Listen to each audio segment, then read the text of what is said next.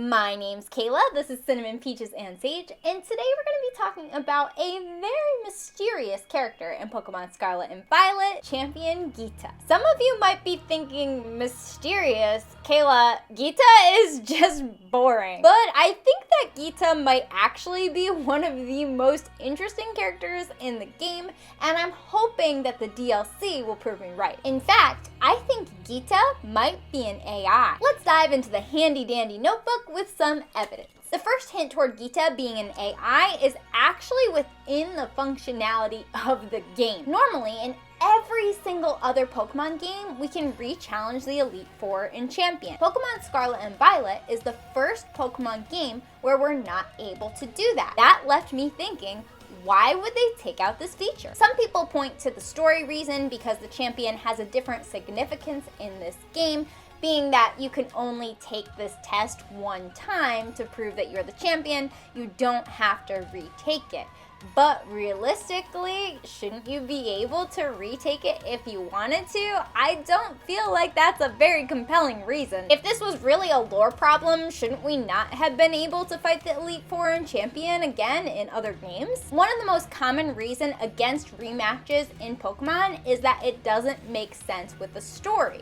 But since we've already decided that it would be totally fine with the story, then there must be some other reason. I think that reason is that being able to rematch the Elite Four could have problems with the story of the DLC. I think that in the DLC for Pokemon Scarlet and Violet, we're gonna find out something about the Elite Four or the champion that's gonna make it impossible from a story perspective to rematch them. Finding out that Gita is an AI and potentially some of the ramifications of that would definitely make it impossible to rematch the Elite Four. My second piece of evidence that Gita might be an AI is the way that she speaks and her different mannerisms seem extremely robotic. For example, I remember when I was fighting her in the championship match, she approached our battle in such a clinical way. Like when Pokemon would get critical hits and things like that, she would just be like, interesting. Like she didn't care that Pokemon were getting hurt at all. It seemed like she was almost computing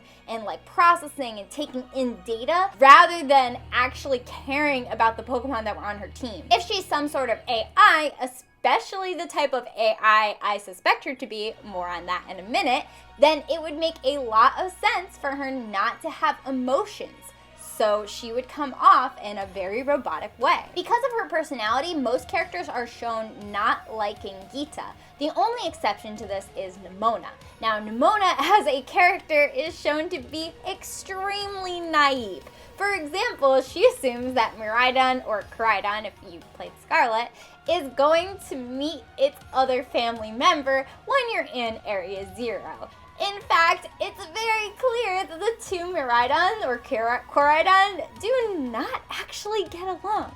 Nemona is extremely naive and does not pick up on this. Nemona seems to actually admire Gita because the only thing Gita seems to be concerned about is being able to battle efficiently. Nemona as a character is also pretty much entirely focused on becoming a strong battler. So it makes sense that with that singular focus, Nemona finds a character she can kind of relate to in this potentially android Gita. Android Gita kind of sounds like something out of Dragon Ball Z, so I should probably stick to saying AI Gita. Anyways, Nemona didn't get a full arc in Pokemon Scarlet and Violet. Her whole thing was just, I'm gonna be really, really strong. Your character defeats her, and she's like, that's awesome. I finally have someone to train against.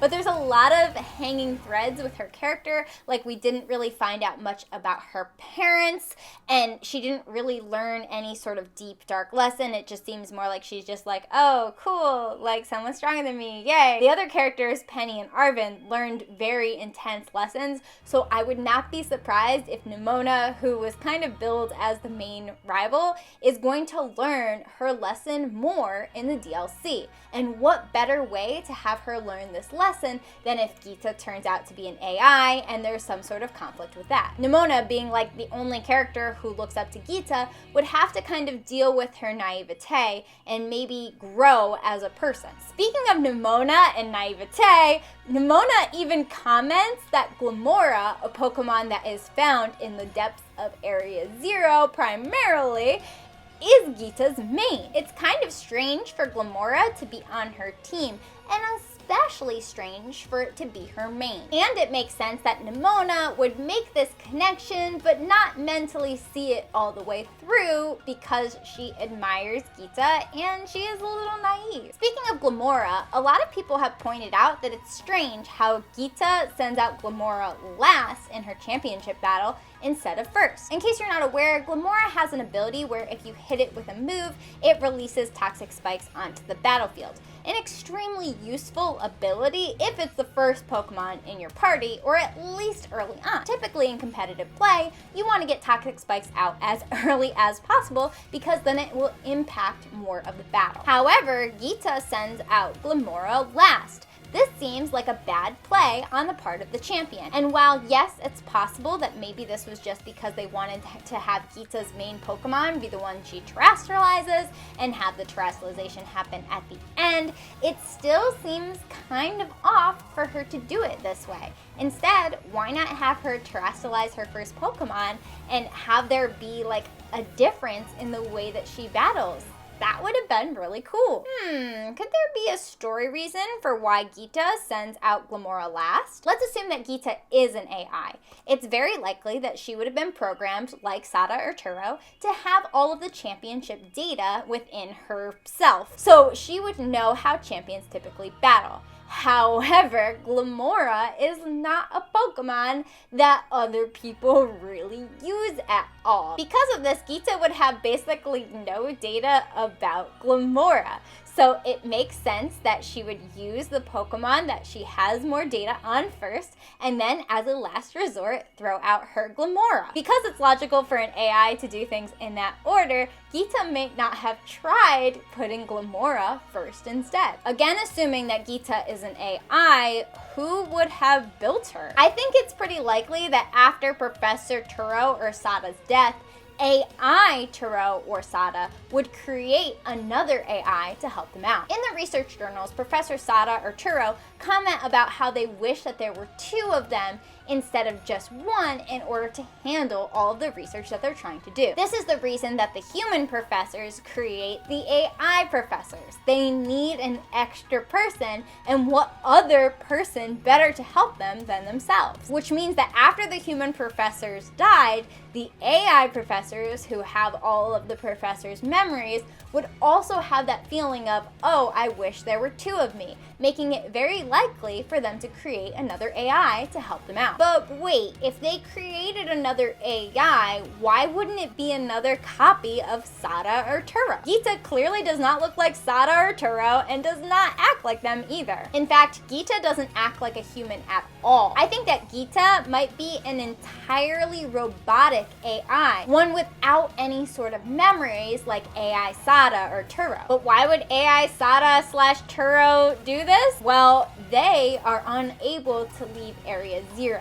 It's extremely likely that the reason that they're unable to leave Area 0, as they kind of state, is because of the crystals. But what about the crystals ties them specifically to this area? These crystals are containing infinity energy, which is basically confirmed by the game itself. It's like talking about the extreme energy in these crystals, how they're used to power technology. This is something that throughout Pokemon lore has always been referred to as infinity energy. It is the life energy of Pokemon, and it seems like it also, in this case at least, is also kind of the life energy of people. So that means that Sada and Turo's life energy is within Area 0, probably because they died there. I think that when they died, these crystals absorbed their life energy, and so because of that, AI Sada and Turo, being connected to those memories, is unable to leave. However, an AI without connections to memories would have no restrictions on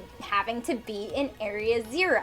So that makes it make sense that Gita is able to leave. It also makes sense that an AI Sada and Turo would want someone outside of Area 0 in order to accomplish their goals. I mean, they're contacting our character constantly in an attempt to reach Arvin, to reach the book, to calm down the things that are going outside.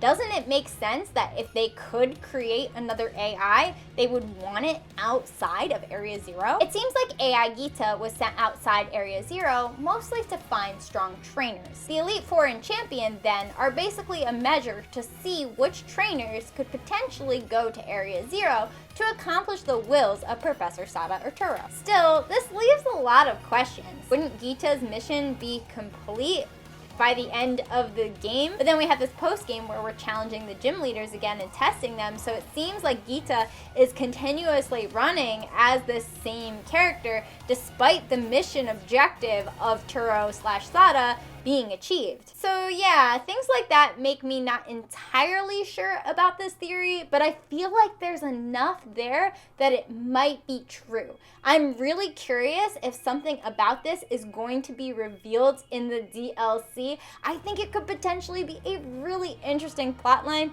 but even if it's not, this gave us a lot to think about. If you have any thoughts on Gita potentially being an AI, let me know in the comments. If you enjoyed this video, make sure you subscribe and drop a like. Have a great day or night, and I will see you in the next one. Bye!